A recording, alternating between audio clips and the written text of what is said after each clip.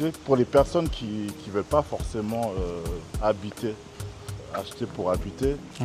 Le fait qu'on est sur une station balnéaire, donc les gens peuvent faire de la construction pour de la location, aussi pour avoir un pied à terre quand ils viennent au Sénégal, au lieu d'aller louer chez quelqu'un, ils ont déjà leur maison et quand ils ne sont pas là le reste de l'année, ils peuvent mettre en location.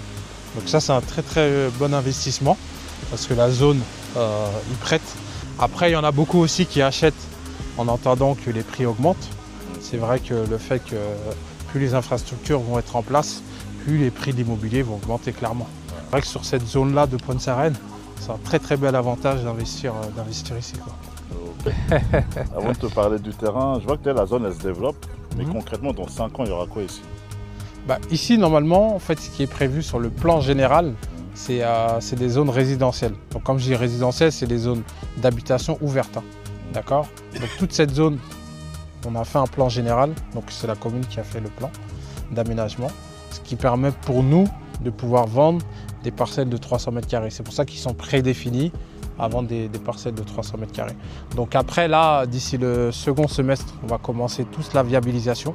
Donc eau, électricité et route aussi, d'accord, latérite, parce qu'après goudron, il faudra aller à une autre étape. Mais cela va permettre que les gens puissent voir l'évolution et je pense s'engager à la construction. Parce que souvent les gens ils attendent que les choses se développent, mais pour se développer, on a besoin de vous. Donc les investisseurs qui investissent, il faut aussi vous-même participer à ce développement. En France, on paye les impôts. Donc là, on va voir le terrain. Les communes font le nécessaire, mais ici, il n'y a pas d'impôts. Donc il est difficile de s'organiser pour avoir des aménagements, mais on compte sur les populations locales, mais surtout pour les gens qui investissent. C'est une parcelle de 300 mètres carrés, donc qui est déjà délimitée, d'accord? Donc vous pouvez retrouver les piquets qu'on installe quand une personne fait l'investissement, on lui met des poteaux.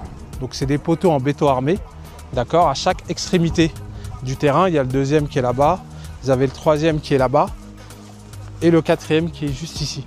Ce qu'on va mettre aussi au milieu, c'est le panneau. Donc le panneau, on va mettre le numéro de parcelle et au-dessus, on mettra les initiales du futur acquéreur. D'accord? Comme ça, ça lui permet de savoir où se trouve son terrain. D'accord? Donc voilà, là on est sur une parcelle de 300 mètres carrés, qui est une parcelle standard, où on peut mettre sa maison, un petit extérieur, une piscine pour ceux qui veulent, un petit jacuzzi pour ceux qui veulent encore plus. Mais voilà, on peut tout mettre dans un 300 mètres carrés. Moi j'ai une communauté qui me suit, j'ai pas mal de personnes qui sont intéressées. Tu as des systèmes de parrainage, est-ce qu'il y a des choses qui sont mises en place justement pour que moi j'ai toujours dit que ce qui marche le mieux c'est la recommandation. Effectivement. Ça se passe comment? Oui, on a des parrainages qui sont mis en place. Donc vous pouvez le voir sur notre site internet, sur nos réseaux, on le propose.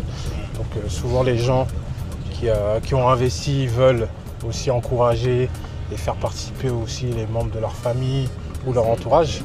Donc souvent ils nous appellent de la part d'eux et nous après on fait le lien avec la personne avec qui on nous a mis en relation. Ça peut être une déduction par rapport au terrain que le client avait pris, ou soit c'est un envoi directement au client. Il faut que tout le monde y gagne. Donc voilà.